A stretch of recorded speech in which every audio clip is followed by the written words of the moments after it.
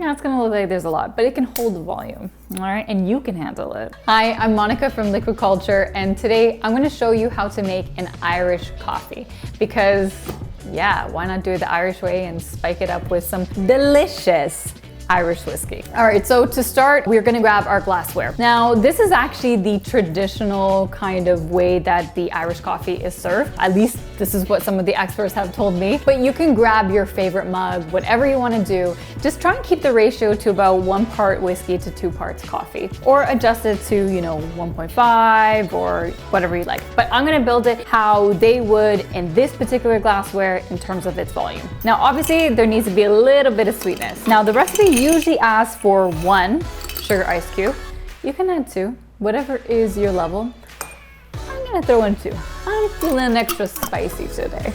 But if you wanted, you can obviously add sugar in so many different kinds of elements. One, you can use brown sugars, demerara sugars, things like that, or even your liqueurs that you carry at home. So say you have a chocolate liqueur or something like Liquor 43, which has a lot of vanilla notes, that would be bomb. Also, think about the amaretto. If you call my amaretto sour, that would be a great way to sweeten up this cocktail just slightly. We have our sugar. We're gonna add our whiskey now, which has to be Irish, okay? If it's an Irish coffee, you wanna go with an Irish whiskey. And I personally love the Bushmills. This is the one. And I'm gonna pour 1.5 ounces of that into here. Yeah, it's gonna look like there's a lot, but it can hold the volume, all right? And you can handle it. Okay, now we're gonna then of course you're gonna be adding your coffee components. Now, whether that's drip coffee, which is the recommended, or if you wanna do an Americano, that is definitely the way to go. You could go strong if you wanted to in terms of the double espresso, but I would probably change the ratio since the double espresso is like itty bitty volume and then you're gonna have a lot of whiskey. But again, it's up to you. We got our coffee. This is probably gonna make a mess. I can already tell you right now. Let's just pray. Let's just pray that the gods work.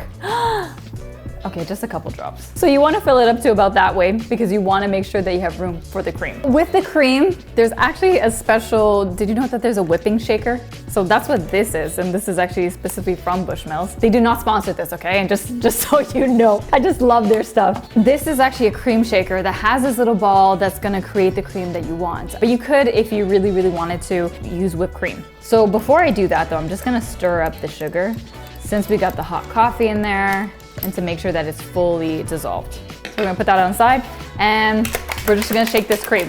This cream is gonna take some time and you wanna hit it in a particular note and make sure that the cream is as cold as possible. Or you can get whipped cream and just not do this to save you from shaking again, because apparently I like to make you shake.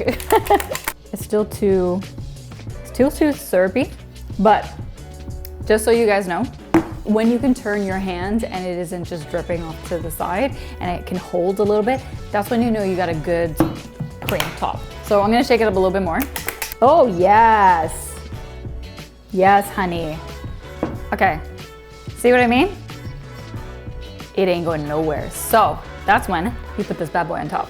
Now, I did not put any sugar in this in terms of the cream, but obviously you can adjust it to what you want. You can even, I would highly recommend, maybe a drop of rose water. And then this just transforms into a whole different cocktail. I've even talked about using tea instead of coffee, and maybe something that's Earl Grey, something that's an oolong, that's dark, delicious.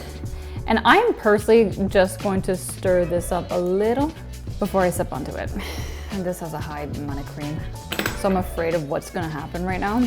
If it spills all over my face, what I'm saying is that I knew it. I knew it was gonna happen. All right, so if you're looking for a pick-me-up, after a big meal, this is definitely the way to go, especially if you love whiskey, if you love Irish whiskey. Yeah, I can't have enough.